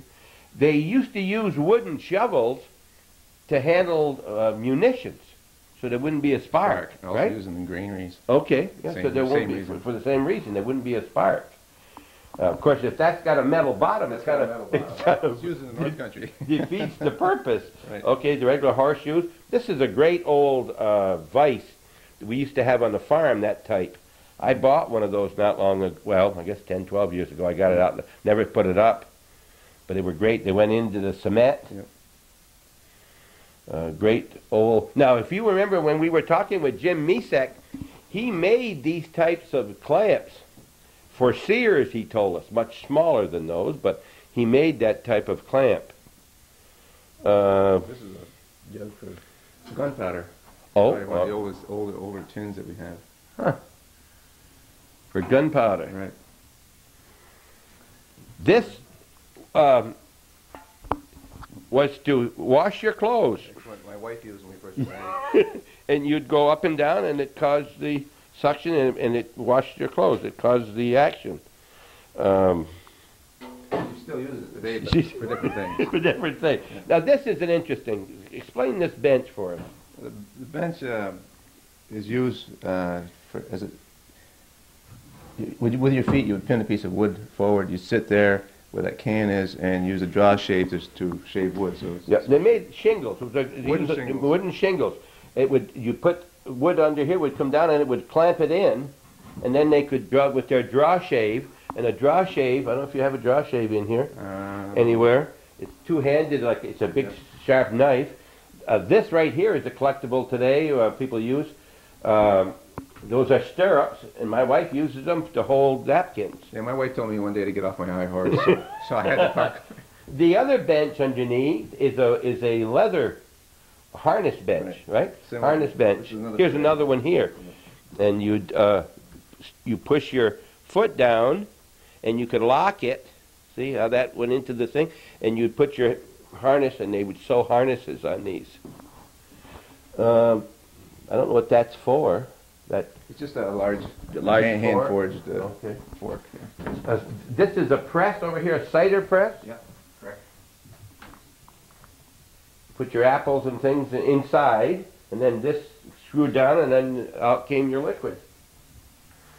This is just a trellis. So. Sleds. Yep. This, yes, I know what this is. It's a wagon jack. Right. Very interesting here. This, when you had your wagons and you put your wheel in here, and then this would be here. You put it under, and you'd pull this down, and it lifts your like a jack for your. Very interesting. Auction sale, West Chazy. Yes. At the Hunsinger farm. There was a Hunsinger at school here, but that wasn't that family. It's interesting, 30 cows, 4 and 5 and 6 years of age, and 10 hogs. That would be a good-sized farm back then. Yes, it was. Yeah. In terms of Hunsinger and Gaillon. This is interesting. That's an ice saws to cut ice they used to have. That's a regular. This Whipple trees, yeah. Cobbler's bench? Cobbler's bench here. This is the type that Mr. Misek used to make, this type size he was making for Sears. They don't use these much anymore, do they? My wife certainly doesn't know. No, she's busy with the plunger. All right, now, this is your apothecary, you said now. Yeah, right. I'm developing this into a display. This is a late 1800s apothecary unit. And similar to the post office unit you saw up front, it would be simply, if you had this unit, you were in business for a drugstore, because everything is done secretively. This so you'd go behind it, yes. You know, the people were stood out in front, and then the pharmacist went behind and did whatever he was going to do. Well, at that time, he wasn't taking pills out of a bottle. He was mixing. He was doing compounding his own making stuff. His mixes. That's right. Okay. We can show you the drawers and stuff. All right. Oh, you got on the other side? Yes. It's a more interesting side. I don't know if we can get in here though. This is the side that no one saw except the worker himself. Yeah. Maybe Calvin can get. Let me get around here, Calvin. These are oh my! These are label drawers. You know, they have a pre-printed labels or whatever they may have used. This particular apothecary unit comes from Antwerp, New York, and was owned by George Rogers, and I was lucky enough to acquire it. I always kid people like here's an example of an ointment. If you're mixing your own ointment, yes. I always kid people, well, when you had to go back up front waiting on a customer, you simply put it back in so the flies wouldn't get into it. But the drawers, you had storage on both sides. Yeah. And, come back and do your thing in this area. Now, Bob, was this in the store when you bought it? Or was it up for sale it was up for sale at his home. At his home, In the huh? garage, yeah. Wow. Did you hear about this before, or did you just happen to come upon it? I knew his son, and his son told me about it. Okay. Now, this has a no price tag on it. What is this? Well, it really isn't Looks that like a antique. calculator. It's called a tablet tritura. It's a mold for making tablets. And they simply would, you make a mixture and fill in the holes, and then after you punch out the tablets by putting them back on again. Okay. But that's not that old. These are old percolators. Same way you make coffee today, they put leaves or whatever they were working with, and hold this in a perhaps in a tripod fashion, and pour the liquid in, and when it came out, it would leach out the active ingredient that they wanted to acquire from whatever they're working with. So they're called percolators. Mm-hmm. And this was used just for the halibut. Liver oil, cod liver oil. Cod liver oil. Yeah. See, about 1909 is when the Food and Drug took over the. You couldn't make these outrageous claims anymore. They used to say that something was cure for everything, except the paint on your car. It was everything, and they didn't have to prove it. They just said it. But that changed in about 1909. Well, I have many of. This is the kind of thing I like to collect, and I have much more of this display to set up yet. So. Oh, I would think so, but this is a type of thing, though, that you can't make a lot of money on. This is the way you can talk about things. But I love to talk about it. Well, I'm sure you do. I'm sure you do. We'll take another break. These are, of course, our prints from Rockwell. Right. Printing's got them all over here, waiting for the doctor, and then there's some very famous ones. If you saw the pictures I took over in St. Albans about 6-7 years ago, I think we showed them on cable. Back then, there's the office of one of these paintings, a doctor in Vermont. His whole setup is in the museum. Oh, really? All the chairs, the desk, everything. This is a doctor's chair here. He would travel. Everyone would think the doctor bring his own chair. Oh, he brought it with him. Yeah, this is the doctor's bag, and we're going back. Yep. This folds up, and then the doctor's chair. Yeah, these are great bags that doctors carried. I have one about this condition that used to be Dr. Dwight's. When he had his auction, I wanted something from Dr. Dwight. Right. Again, can't thank the Dwight family enough as far as I'm concerned. He was a good veterinary here for a lot of people, a lot of years. What is this for? It's simply a grinder. Oh, is it a corn? Yeah. Okay.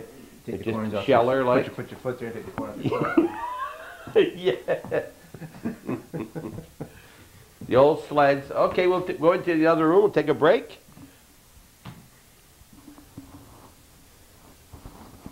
To be fair, I mentioned the men's room. We've got to talk about the ladies' area now, right? I guess so. This is her favorite spot right here. My wife's first washing machine. Yeah, right. Second, it's all the first one. Oh, Yeah, okay. we have one like this at home, but mine has a ball. This doesn't show, and inside it's got like a It's a wooden plunger in this. yeah. This is something like a chair, milk stool that turns when you turn this. And what we have to do with ours to stop this from happening is we keep a pail of water inside, and the moisture keeps just enough so that these don't shrink, because they shrink when they dry.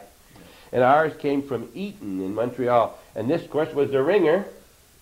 It could have been. They would use what they call a kickstart motor over here, a gasoline engine, Oh, and it could have been done by hand or put a belt down to the motor. okay. I have a kickstart motor, but I don't have them displayed yet. So I guess you could use it on the porch when you use the motor, I guess. What we did with ours was my brother-in-law made a fixture, and we had it made into a lamp on the top without making it, just clamped on. An ice cream maker? Yep. Just a That's container? an interesting. I don't know that. Well, when I turn it on, you read the label. It's just a container from Harris Laboratories. Just a large. Special formula, huh? Wyatt Incorporated, Philadelphia. Of course. Tablet. Wyeth is part of the... Yep, Wyatt now, Ayers now, yeah. And they're into Chazy quite a bit now, too. Right. Coffee grinders, I guess is that a coffee grinder? Yeah, or spice. Or and then a bigger one. This was always on the little stands where you washed your hands. And that was just for the soap on the backside, see? Little churns Butter churns. for home. For soup. That's for lead, isn't it? Get out of here. Hey, I know some of this stuff now. You're not going to get me on some of these. The rolling, you don't see rolling pins much anymore around. Well, fortunately. Huh? I used to see them in the early part of my marriage. Okay. Another churn. An egg basket. And this has become very collectible. The old Hoosier cabinets, I think they're called. That's right. And they usually had a sifter inside. That doesn't have a sifter. Over this On that side? Yeah. For your... And then you turn it and you get your flour out. My mother had one of these when we lived on Stetson Road here in Chazy, where Jerry Nevada lives. She had one in there, and my mother had painted it yellow. You know, they paint them. Yes. And then my sister took it to Texas and stripped it, and it looks like this. Okay, this was the... my wife has a collection of these, about 70, I think, on the wall in our family room. And then this was the wringer that came off and on to the tubs. Interesting rug beaters. Flax wheel. Flax wheel. And another yarn winder again. Okay, you got three right here, very interesting clothes hangers. This one on the wall, and they would lift up and spread out, and there's two of the like. And then this was an interesting one right here. Show us that particular one. Well, it would simply these would telescope up and out. You know. Yep, they come up and then they go out sideways. And this one is kind of similar to this one here. Right. You know, they're just figuring out. Just we're always around the home. You know. Yeah, interesting. And then when they aren't being used, they were folded up and out of the way. Once you use the washing machine, you had to dry the clothes. Yes, you did. These are becoming very collectible now and hard to find, the old ones. The dining room area. Dishes. Ever-present little radio. We have our tin ceilings here, but we're not going to sell them. We're just gonna... You know, that's interesting. Those ceilings today are very desirable. Tin ceilings. They're painted. They used to be a aluminum color, many of them. You know. Oh yeah, right. In the houses, we had someone on one of the farms we lived on years ago. They're a real joy to clean. Yeah. But this goes right down to how nice these ceilings are. See how they have that dome type up there. Is this a Tiffany? No, it's not a Tiffany. It's Okay. just a swag. Just glass. It's just maybe late 1800s. Mm-hmm. But it's not Tiffany. No. Okay. Now I found out you know this stuff. I better not give you stories. I like that one over there about the soup ladle. Yeah. Okay. Dining room set. We were sitting on some of those chairs when we were first talking. This is something I had bought at a sale one time, and I did not know what it was. And I had this for about 10 years. And I said that I'm going to find out someday what this is for. And I was over at Shelburne Museum in the upper floor, and there's this sign that said a lard press, right? I was going to tell you about it's a way to get the water out of your mittens. But I should have asked you that. And I have two of them now. And this is called a lard press, and just squeezing the fat out of the lard. And very simple. Rather than chewing the fat, they squeeze the fat. That was the other way. And this has changed over the years too. That don't have quite the prominent place it used to have. No. My mother used to iron my underclothes even, you know. But My mother used to iron me. she flattened you out. Well, this is what it is, but you've got to come here yourself and see. This is as much a toy house for you as it is a place to make a lot of money, isn't it? It's a real pleasure. I'm sure it is. I'm sure you'd love to have people in here and be explaining some of these. Do you tell them the truth, or do you tell them what you've told me about some of these things? Be careful now. I'll eventually tell them the truth. All right. Was that a salt? Is that for Well, salt? if it was a big one. I don't know what it is. Well, we got a cigarette. Oh, it's a cigarette. Cigarette? Yeah. Okay, the other side. All right. Well, where you've been with us, we've been at Mousseau's, talking about Mousseau's Pharmacy, talking about the history. We've talking about the new window on the world. Which we eventually have. This winter we'll have up on the internet. You will? We will. We can buy it and sell by way of the internet. Mm-hmm. If you can get, are you on it at all now? Are you on the internet? No. We have a email address, but it's not. We're not on the internet yet. Oh, because I don't mean this, but I mean, can you get into it yourself? Oh, yes, yes. All right, but it's hard to get the. I understand they're so busy. Well, if you go to the local Gateway of America online, it's very difficult right now. Okay, and so we're going to go next door now. We're going to see the inside of the pharmacy a little bit and talk a little bit more about some of the awards this pharmacy has acquired, as well as this person over the years. He's not as unhelpful as he looks. You know, he's very good, been very good person in this community, and he's had some awards. We want to talk about those. Looking at the new sign, it says "Wow," and that's the window on the world. Antique Loft. This is the building right here with the new front. Great job on the front. Great.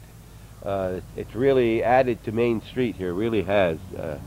Bob, you should be very proud of it. We're very pleased the way it turned out. I'm sure you are. It's very, very nice. This has added so much. And then you can see how big this building goes way, way back. And then next door is where the picture you saw with the Grand Union sign. Right. And then way over to the left is where it said Lapierre's. Right. Way back. And then they've joined the two together. Where the parking lot is was where the Grange. Right. And that's where the Grange Hall. And down below is the bridge. And that hotel, by the way, was on this side of that brick house. Yeah, it's hard to understand. On this, yep. But I don't know if that street was there. Yeah, it probably wasn't. There's a nice picture of that over in the historian's office. So this is very historic. Chazy, been here for years, and got this a sleigh you picked up along the way. Oh yeah, right. We're using it for Christmas time. It's authentic, huh? Yep. Sleigh, yeah. You have a place to store that during the summer? Yes. You have a lot of room, huh? Yep, we have plenty of storage. Okay. A young lady working for us right now, named Krista Kellis, did the painting on it, and we know Krista Kellis. Did she sing while she was doing it? Currently in college, working for us. Yes. Good for her. Yes, she's got a good voice. Her parents were from Champlain, New York. Kellis and LaBelle, Bill LaBelle's daughter. We're standing in the building where the Grand Union had been before when we just took the picture outside the very first building. This is where the store was, and you used it for health care. Right, correct. In 1988, we set this up as a home health care division, which we still carry the items, but we don't use this for display anymore. So now you've gone into cards here and gifts. And gift items. Right, the modern gifts and collectibles are here, and again, the antiques are next door.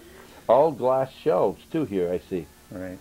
Wow, are those tough to find? Is that something you bought in another? No, they're not hard to find. No? Okay. Modern gifts, this isn't just Christmas items, they're all for year-round? Year-round, correct. Okay. And in the back, you said you have a fitting room now. As part of the home health care, we have a fitting room. We do prosthetic fittings for women. We have Karen Jeanette, one of our employees, who's a certified fitter. Been with us for many years. And it's hard to imagine that this was the Grand Union at one time. It wasn't. No. Of course, at that time it wasn't self-service, huh? No, it I wasn't. think it was all against the wall, and you tell them what you want, and then they would wait on you. And you didn't. It seems that it didn't take that long to shop as it does today when you do your own. All righty, we'll just move around here and see some of the other things. What's the paper that just? Well, we can order historical papers, the original historical papers. Just move around here. You can. Okay, in the frame, you mean? Yeah, we can have them framed or whatever. Uh-huh. Is this Oh, the day you were born, the day yeah. you were born, have the original paper there. Ah, yes. And it's kind of an interesting gift Uh-huh. to give someone. Right. So- Now, talking about some of these things now, we had a couple of things over we were going to mention over there, and we figured we'd do it right here. Like, for instance, let's take the Pharmaceutical Society of the State of New York. Robert Lapierre, congratulations on your recent recognition in drug topics as one of the country's finest pharmacies. On behalf of the Society of the State of New York, let me add another enthusiastic note of support for your achievement in the category Exceptional Pharmacy and Non-Pharmacy Services. Encloses a press release you may wish to send to your local paper. Now, what was Drug Topics? What was this? Drug Topics is a nationwide trade journal for pharmacies buy and participate in. Okay, and they pick each year at different times. They pick an award winner.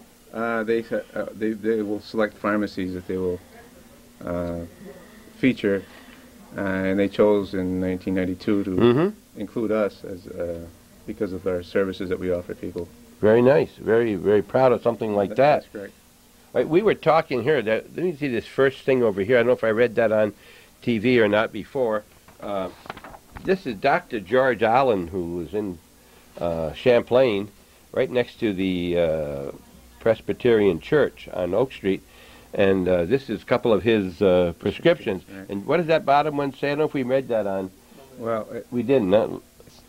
tincture of iodine is telling the pharmacist to dispense 1 ounce of tincture of iodine mixed with 1 ounce of glycerin, and then they're to use as a scrub on their tonsils 3 times daily. Want me to tell who that person was? Hector Kaufman, Jr. Hector Kaufman, if you're watching, this is your prescription, October 1st, 1932. Dr. Allen is operated on my head. I got my head cut years ago. I cut my knee. And his office hours, by the way, you had to be quick. 1 to 2 and in the afternoon, and 7 to 8:30 at night, except Sundays.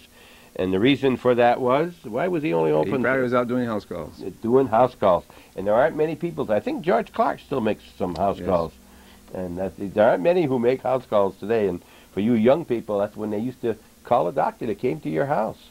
It wasn't, you didn't have to go wait in a waiting office. We made him wait instead. We made him wait when he came to the house. You also were mentioned in an article about your store. Well, one time we got Retailer of the Year award. Retailer of the Year by the Burlington Drug. Which is back in 1989. First annual, recipient of the first annual this year's award presented to Bob Lapierre, pharmacist, owner of Mousseau's Pharmacy, was selected Retailer of the Year from a large number of nominations submitted by Burlington Drug customers in New York, Vermont, and New Hampshire. His credits are member of the Chazy Senior Housing Council. Do you have senior housing in Chazy? No, we don't, but I was at the time involved with an effort to try to bring that about. Is that dead yet, or is that That's pretty much dead, I think. pretty much dead? Yeah. Local school board member? How long were you on the school board? That's an incorrect statement. I was not on this. You weren't on, okay. Lions Club member, that's correct. I've been a Lions Club member for over 20 years. You do a lot for the local students. You have that winter carnival. Oh, yeah. Lions Club is very much involved with, Very, very much here. with the youth of the community. Yeah. Yes. You also run the Chazy Old Home Days. Oh, absolutely. Yes. That's great. There's a guy named Wes that's pretty active in that, too, isn't he? Oh, you're referring to Dick West? Yeah, Or Dick Paul- West. Or Paul West. Yeah, Dick, I guess, is Currently, very... Paul I West think is our... Paul West is now. Choir member at Sacred Heart Church. Board member, American... You sing? Some people think so. Board member, American Diabetes Association, owner of a successful pharmacy for over 20 years, and owner of the first computerized pharmacy in the New York State. Now, you said before, one of the first. You were owner of the first computerized pharmacy. As far as we know. What got you into that at that time? I like computers. And you belong... I thought it was clear that it was the future for pharmacy, and just a natural tool to handle. Did you take a course anywhere on... Just taken a steady course since then on my own. Okay. Yeah. Certified EMT. You're in the EMT here, too. I was at an EMT for 20-some-odd years, taught at Clinton Community College, other EMTs, and helped start the EMS service in Clinton County. You said were. Are you still? No, I've since retired from that. You're too young to retire for something like I that. get busy with the antiques. So. You're not as old as Ken LaPlante. He's our big one in Champlain. One Ken of does ours. a fine job. Yeah, he does. And provides a newsletter for the community regarding health-related various health issues. We've always included newsletters for use of our patrons, and proper use of drugs and things of this nature. Yeah. Tell us about that. What about drugs? Well, I've always been concerned about educating people in the proper use of drugs, and so it's led us from doing various things, from, as that example alludes to, as putting a newsletter out, or else myself participating in going out, maybe speaking to local senior citizens groups whenever I could, and we'd talk about proper use of drugs, improper use of drugs, how to properly store drugs, this kind of thing. I've been to most of the towns in the community. That's and great. The communities that are surrounding here. That's great, Bob. Throughout Bob's acceptance of his award, he continually noted that to be equal credit for his success given to his wife Nancy, who supported him during all these years. Absolutely. No man is an island, and you don't get anywhere without your family and friends supporting you. So my wife has always been my biggest supporter. Great. I'm sure you will be happy to extend a handshake of congratulations to Bob and Nancy Lapierre, recipients of this year's Retailer of the Year Award. That was 1989. That was very, very nice also. Now, you also there was an article about you in the local Strictly Business. Is that? Oh, yeah, Strictly Business. Strictly Business is a paper put out in a magazine in Plattsburgh, Northeast Printing. Shan Moore used to work there. And Herb Carpenter, former chief of police. This comes out monthly. And in 1992, December, that's that same time? Approximately, yeah. This is where we're talking about an independent. And you see this guy with the mustache right there? This is this guy right here. See? Up against the big guys. And the big guys, I guess, refers to the chains. Chains, correct. How many independents are there left in the county? There's not a whole lot of us left. There's Condos in Plattsburgh, and Myers Drugs and Family Drug. There's Maggie's in Denimora. I don't want to miss anybody. But then Larry Shanley has two pharmacies, Peru and Keysville. There's Feek Pharmacy in Osable Forks, and then I think from there you probably swing to us here in Chazy and Harrison's and Yeah, and that's it. Yep, that's it in the county. Written in you find these in the library sometimes. It's a subscription to. A lot of our local people's pictures are in here. Don Green was on the cover back in 89, 90, I think, with the Chazy Orchard. We'll take a short break. We're in the gift department. The gifts, and of course, with every gift there has to be a card. If you don't send a gift, at least send a card. At least.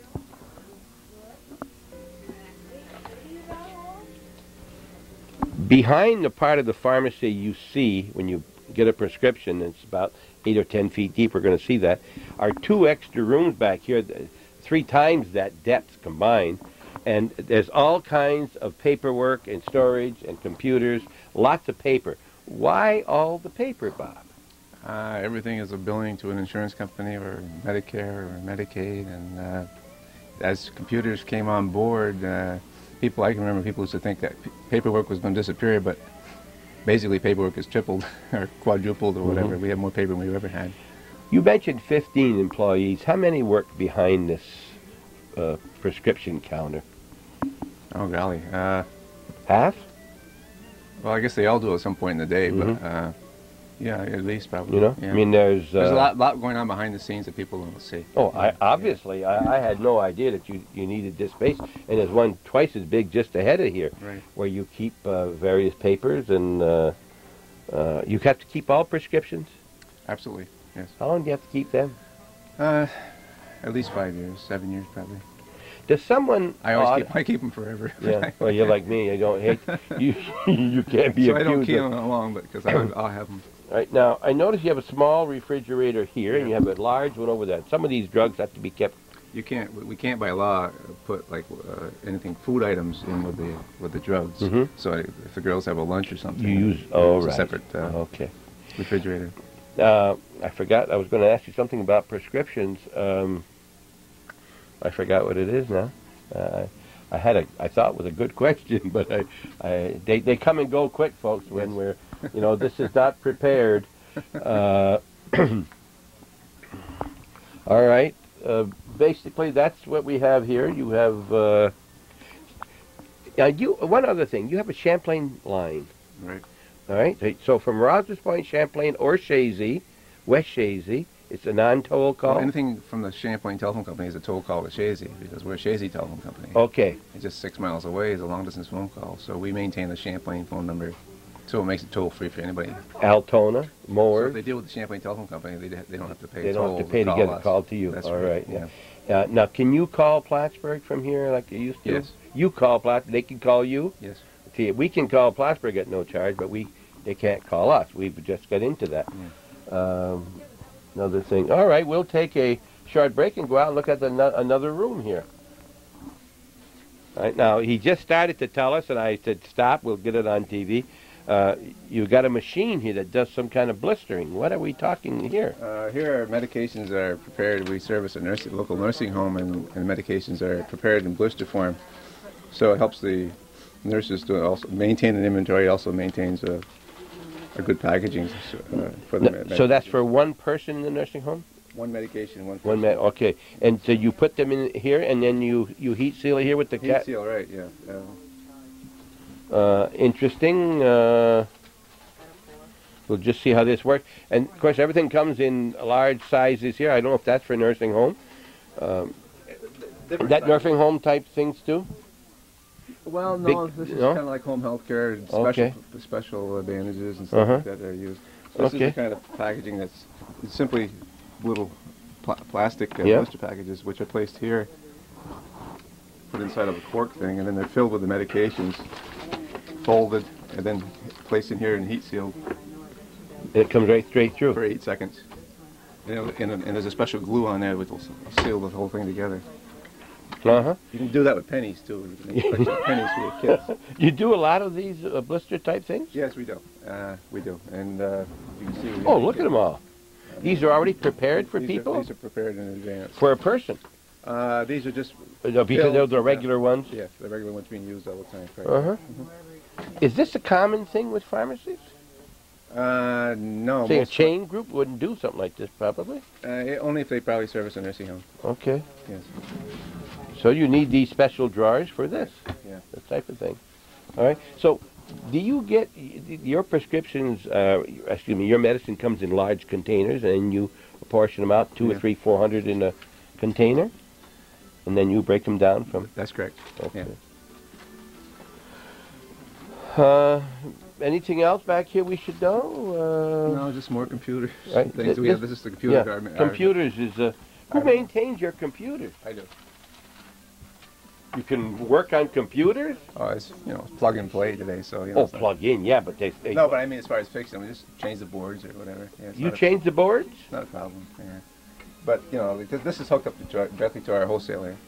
This computer here, this one here is a pharmacy. Comes off our pharmacy computer. So when we're filling prescriptions in the back here, we can do them from this terminal. Are these 286s, or are they the brand new 486s or above? These are the Pentiums. Pentiums? Yeah. What do you do with your old ones? God, we ought to get on your We list. keep on using them. I still have a 286 I use. I got a 286. Which in the year 2000 probably going to go bottom up. It's not going to take year 2000. No, but you can do with it in 2000 and put it next door. Right, absolutely. Don't you wish you had your first computer, one that was 64K, to put over there? It was just such a big, cumbersome thing, you know. But you know, things were like that, you know? Yeah, they were. And it's interestingly enough, back in 76 or 8 when we got that was $20,000. So we've come a long ways. And Sure. So we got 64K for $20,000. But you were first. But I didn't have to type labels anymore. You were first. It's like the school. They claim it's first in the That's right. first centralized school in the country. They say first in the state. So goes good with Chazy. Absolutely, yes. We'll be right back.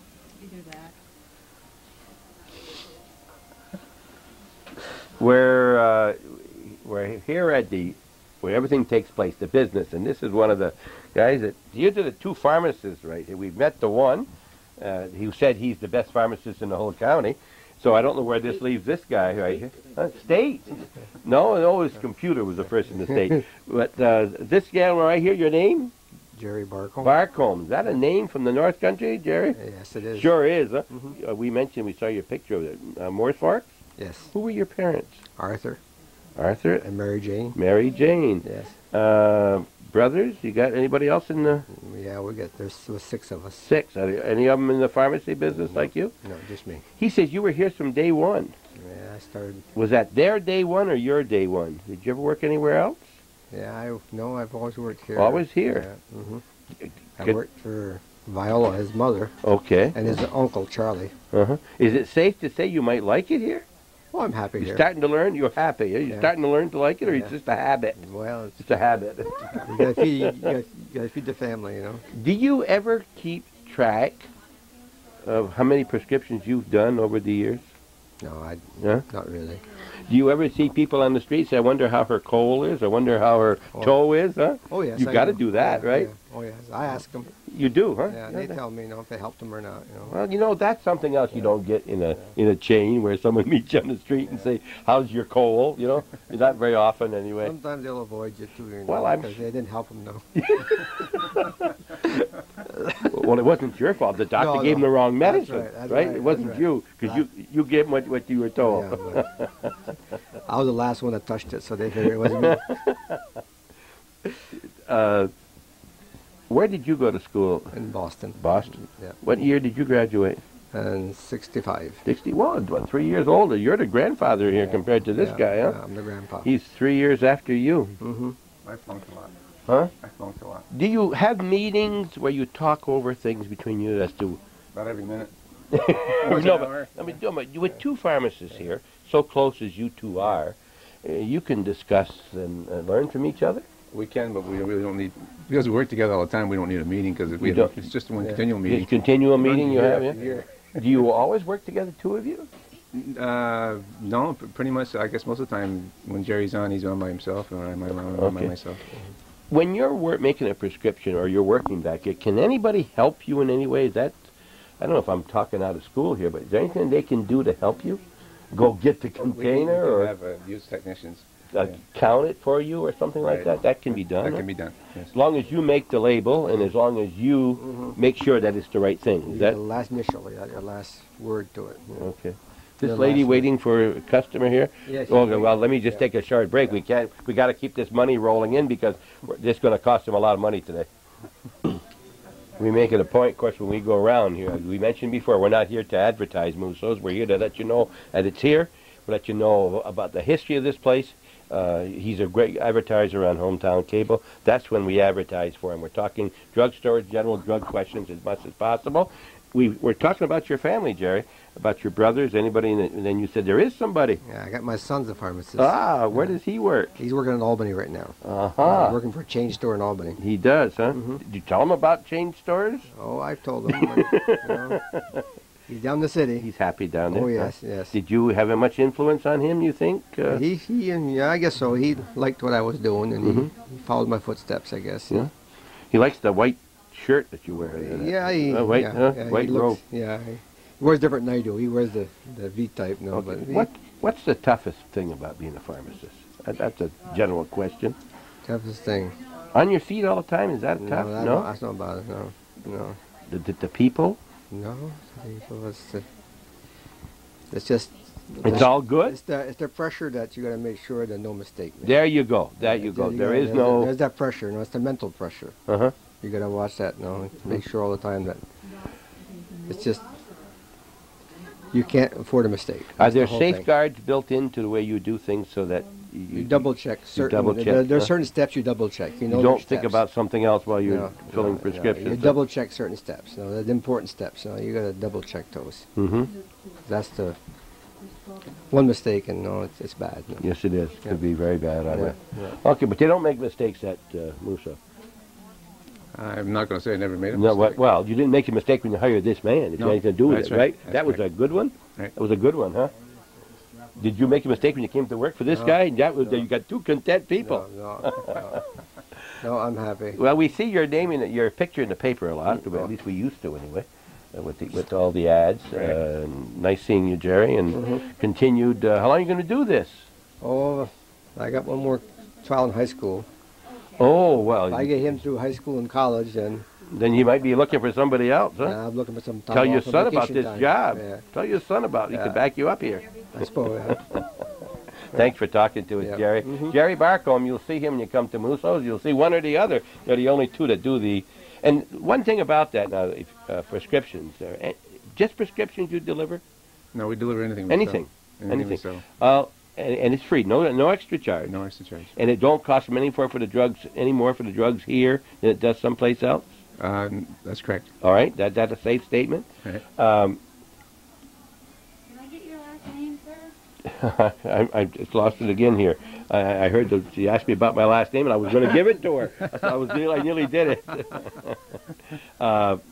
You delivered to what areas?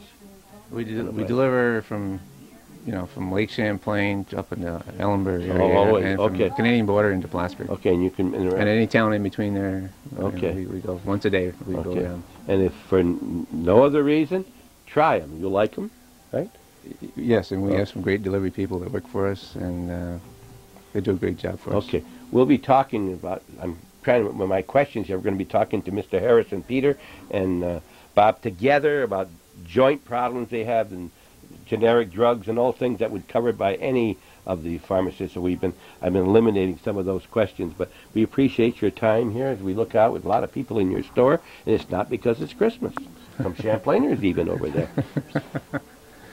Thank you very much for talking with us. Thank you, your wife and your mom, those two important people in your life. We thank you and Calvin for visiting us today. Thank you very much. We'll see you next Sunday on Hometown Cable. Remember, if you're not already a patron, become a patron. You can't do it just on the advertisers. To become a patron, let Calvin know you appreciated all that work he did on that flood and that he's still getting things together for you. Have a nice Christmas. I hope you had a nice Christmas and a great New Year. I'm Bob Venn. That's Calvin Castine, Jerry Barcombe, Bob Lapierre. I nearly said Mousseau.